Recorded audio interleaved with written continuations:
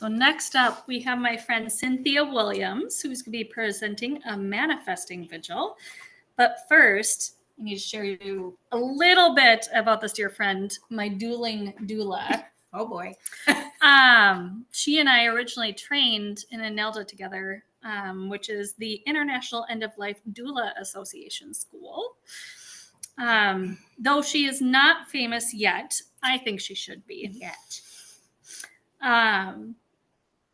We began our wonderful friendship after our training, and she has accompanied me through my sister's passing, has walked alongside me on many adventures, and I sincerely appreciate her friendship, her tender heart, and as she has recognized, an appreciation for my beautiful boundaries. Of course.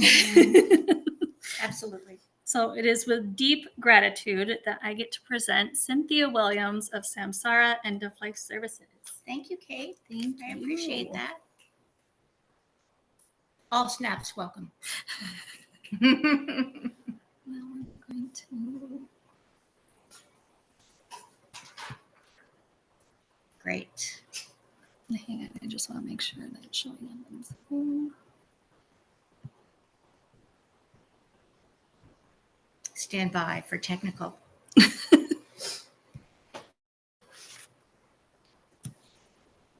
Nope. Not yet.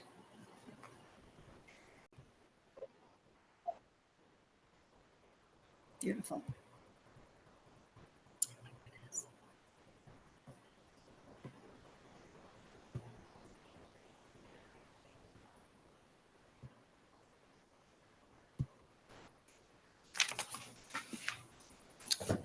I think we have liftoff. Wonderful. Thank you, Kate. Mm-hmm. Well, hello, everyone. Welcome back from lunch. As Kate said earlier, if you nod off in the middle of my presentation, I will not blame you at all. That was some of the biggest lunch I've had in a really long time. But welcome, and thank you for coming today. This has been such an enlightening and wonderful event so far. And today, I am going to talk about vigil. As Kate said, my name is Cynthia Williams. My doula business is called SamsaraEnd-of-LifeServices. And Samsara is the Buddhist concept of life, death, and reincarnation. So that's where that name comes from. I am ANELDA trained. I do volunteer work for Grace Hospice and do have some clients of my own. And my specialty, really, if you want to call it a specialty, my niche area is really bedside vigil. So when we're talking about vigil, we're going to be thinking about those final days, those final hours working up to the patient actually dying. Some things do happen during that period of time that are indicators of that. But what we're going to talk about today is what that vigil situation is going to look like for each patient. And one of the ways to do that, to really get in touch with the thoughts of a patient or a person that is at end of life, is to go through that vigil exercise ourselves. So we're going to talk about some of the considerations in doing a vigil of your own, and then we're going to create sort of a mini one for ourselves and talk about it a little bit, okay? I loved this piece of artwork, by the way, and I wrote to the artist and asked his permission. I said, I will buy this artwork, but I would love to include it in my presentation. I just thought it was so evocative. And he said, nope, you have a great reason for using it. I'm just going to give it to you. So thank you for that, Patrick J. Murphy. And so what we're going to talk about, as I said, is vigil at end of life. And this really is about the most sacred time, right? Okay, so this person that you love or who you're caring for is sort of in this really in-between place. They've got one foot on one side and one foot on the other, depending on your beliefs. They're sort of in that middle place. But so often I walk into facilities and they are in this stark room with all the overhead lights on and the blinds are wide open and there's not a speck of decoration or personalization in the room at all. And I find that so unfortunate. So the idea that we can actually think about vigil, that we can get past our own mortality. Here we are tying in the name of our presentations today, and to really think about what do we want that to look like? I know Rachel talked about her dad and how she didn't really know what would he want. How should this look? How can I warm up the space? What are the things I should be thinking about that this person would really find comforting, right? And so that's what we're going to work on today. As a doula, it's our job really to make the situation as comfortable as we possibly can and to be as thoughtful as possible. It certainly helps to know the patient, but if you don't know the patient, and a lot of my work is I'm being called in at the last minute. You know, there may or may not be family or loved ones there. So I have to kind of go on my instinct. There are a few things that I use regularly, and we'll talk about those a little bit. But if there is a plan in place, if you have the presence of mind to do something in advance, all the better. That really, along with certainly doing estate planning and making sure that loved ones aren't having to deal with legal problems later. If you do a vigil plan in advance, you also are allowing families and loved ones the space to grieve and come to some sort of acceptance, at the same time adequately caring for their loved one that's dying. So what we'll do today, as I said, is we're going to create a vigil of our own. But first, there are some considerations, right? I always loved this image, and thank you to Death Matters for providing it. On the left side, you see a patient in a traditional hospital setting, plugged into a lot of machines. It's so much not about that person and their well-being in that situation. It's about, how do we keep this person alive? How do we fight whatever it is that is taking this person's life? And on the right side, you'll see somebody in their own home setting. And most people want to be in their homes at that point. Not everyone. I've said, like for myself, if there's some chance that I could donate my organs, by all means, keep me in the hospital. But if not, I would love to be at home as well, right? So this person is surrounded by loved ones, has some flowers, looks very comfortable. Okay, so those are the things that we're kind of considering right off the bat, is the physical space. Where are you? Are you in a hospital? Are you in a hospice facility? Where would you like to be ideally, right? That's not always the case. I mean, we may not end up in that place, but certainly to let our wishes be known is important. So whatever is ideal, that's the kind of thing you want to put on your plan. And I know this may sound silly to some people, but inside or outside, right? There are lots of folks that want to vigil outside. And when I was working with a hospice, there was a woman in particular during the summer that was transitioning, and she wanted to sit out on the open lawn in front of the facility. Well, who are you to say no, right? So that's where she was. And that's where she was comfortable. She could hear the birds singing. She could see the trees, smell the outdoors. There's that elemental feeling that we get from nature. And certainly if we can't be in nature, to bring nature into the space somehow is comforting for a lot of people on a really instinctual level. So if you are inside maybe and the weather allows, do we want the windows to be open? Bring that fresh air in. Also, there's the idea of some spirituality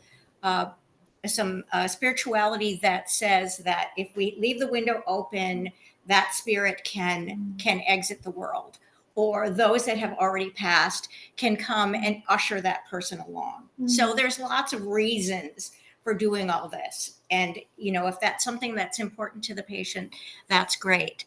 The other thing that I really like is lighting. Like I said, I come into these hospice facilities and they've got these bright lights that are just like glaring right into the patient's face. And the first thing I do is I shut that down.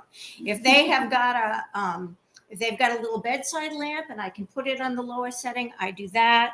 I always bring the little LED votives with me. These are kind of my calling card.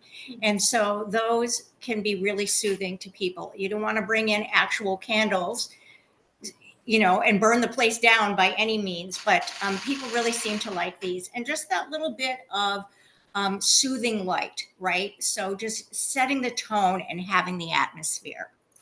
Flowers and plants, of course, are always welcome, unless the person that is transitioning is sensitive or families are sensitive, loved ones could be. And the same thing with fragrance.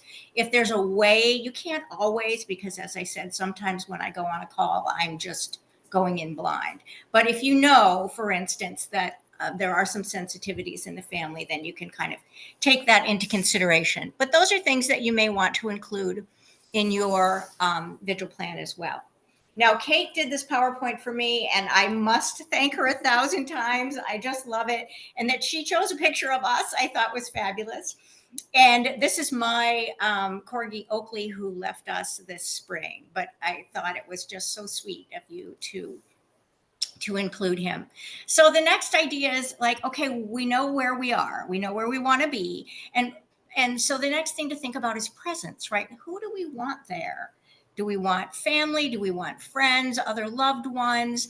How do you want people to behave? Should this be quiet? Should this be really respectful and people talking in low voices? Should there be a whole big family in a room? Maybe you've got a family that's just used to a lot of chaos and that's what's comforting to them. That, that's fine, whatever works for them. So just expressing some of those things in advance can be really helpful. I try to err on the side of having just a small number of people in the room. But again, if you've got a situation where there's a larger family or they're used to a little bit more noise and they want it that way, that's comforting for them, by all means. The other thing is pets. Animals are super important to me. And like nature, I think they really connect us and ground us, right? And so I, for myself, would love to have my animals present. In the hospice situation, that isn't always possible, but it can be. We certainly have pet therapy dogs. Oakley was one, and he would go with me occasionally for visits. And that can be so soothing to people. So again, if you have pets that you love and you want to have them nearby, children that you would like to have at your side, whatever the case may be, those are things certainly to take into consideration. Who should be there? How should they conduct themselves? And so the next thing is really sort of, once we have established the physical space and who we want to have around, is really how do we want the room to feel? Do we want to have some kind of music? If so, what kind of music? I was at a patient's bedside last week, and I came in, and there was classic 70s rock and roll, and she was actively dying. And I thought, yeah, she might have really liked this music, but I think we're going to move on to something else right now. So as well as turning off the lights, I had some meditation music that was more soothing, more repetitive, calming, some nature sounds that I kept going at the bedside with her. So, if you want rock and roll in your vigil, by all means, put it in there. But again, not really always knowing the patient that you're dealing with, you have to kind of go with your intuition, right? The other thing is fragrance. And I know Nina's going to talk to us about aromatherapy. And that is something that patients can really benefit from. But again, there can be some sensitivities there. I know in the hospice that I volunteer for, they really only like us to have lavender or orange, I believe, are really the two fragrances that they allow. But there are a wealth of different kinds of aromatherapy with different properties that you can certainly have included in your vigil. So fragrance or not, flowers or not, photographs of loved ones in the room is always a great idea. That really, again, is bringing that person into those memories, those things that are comforting for them. If that's something that you would want to include in your vigil, and if you would like those photographs to be displayed a certain way, this is a great place to put it. It can be as specific or as general as you want. Special objects is another thing. I know that I always keep a Buddha by my bed, and that's something that I would want to have in my vigil. And if there are any other significant objects for you, whether they're spiritual or not, a favorite blanket or, a stuffed toy, whatever is comforting to you, by all means, you can include something like that. This is really your chance, right? Okay, this is your chance to make your own vigil, to make your wishes known. And also in the process of doing it, you will be able to keep that top of mind to be able to help your clients and your patients and your loved ones do it as well. You know, especially if they've seen yours. I know I shared mine with my parents and they said, oh, wow, yeah, that's kind of a good idea. Maybe we should do something like that. Please do that. The next piece, of course, is spirituality. Okay, your patient may or may not have a connection with a religion or a practice, but it's nice if you can find out in advance. Do they want to have a chaplain visit? Do they want to have a priest or pastor there? Do they want to have a Buddhist priest there? If you can find out a little bit of information about that, certainly that's helpful.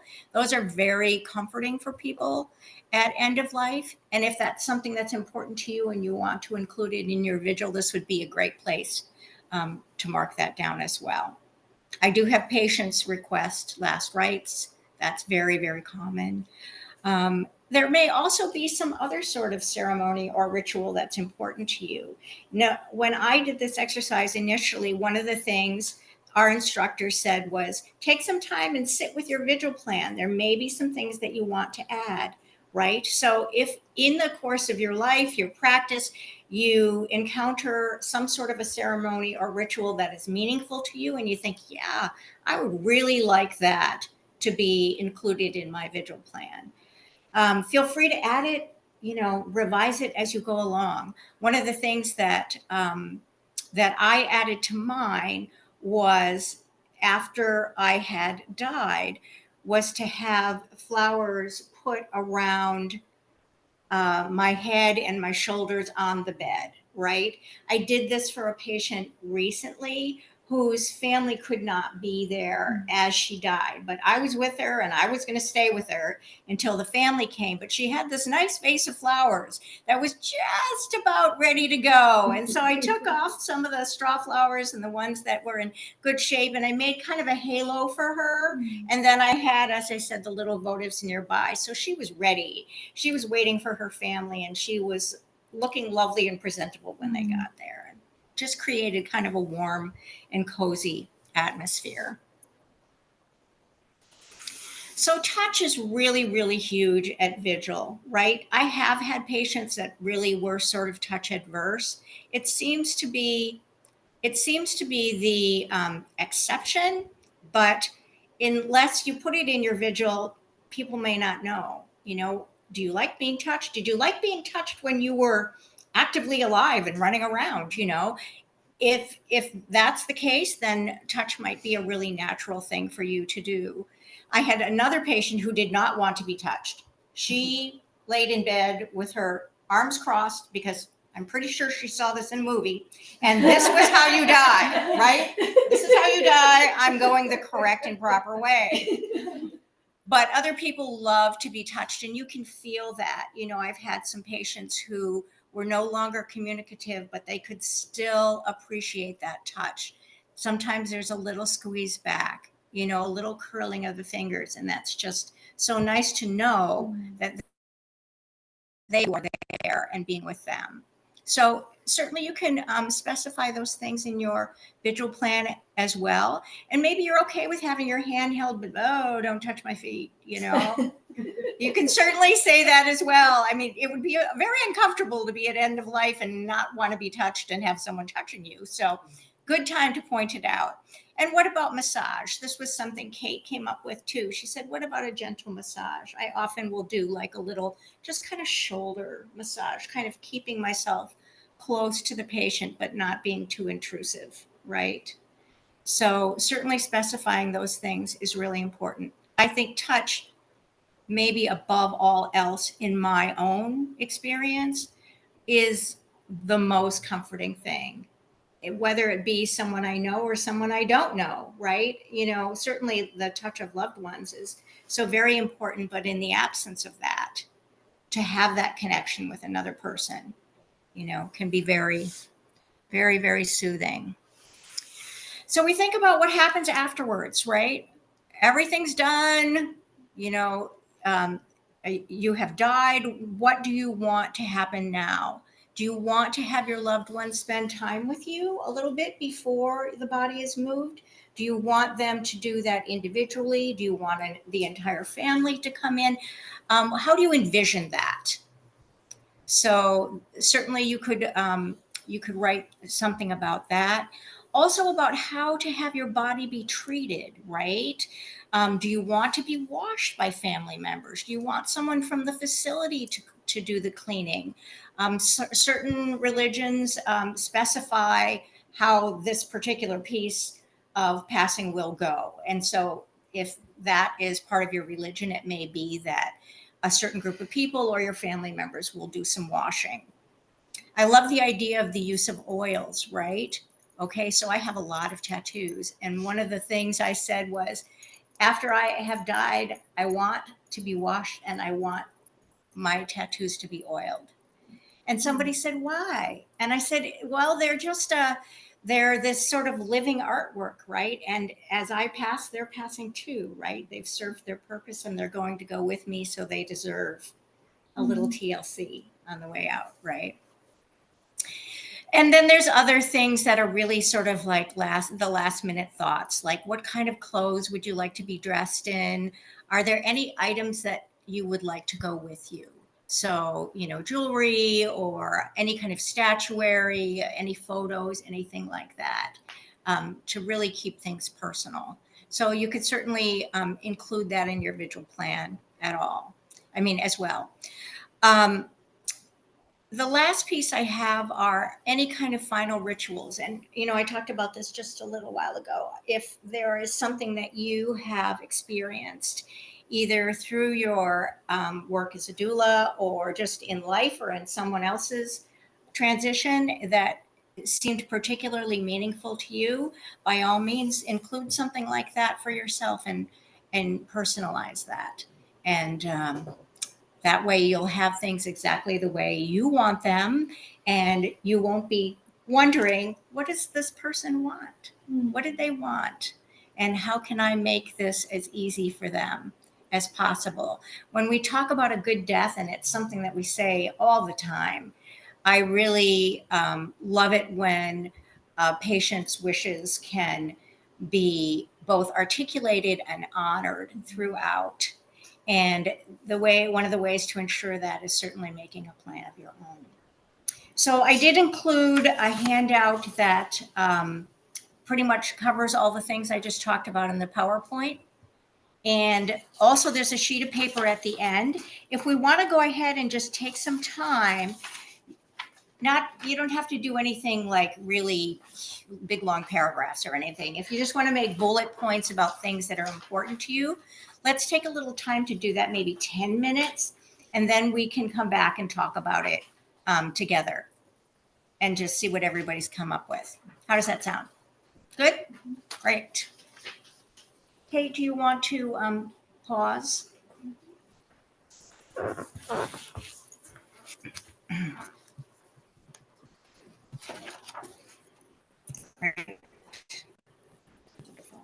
All right, what time is it?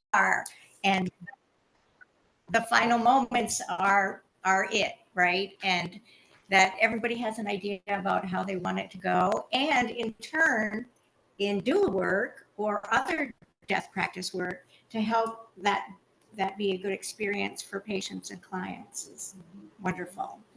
Namaste. Thank you so much. Thank you. Thank you, Cynthia. You can keep your candles in your hand. Watch pen back.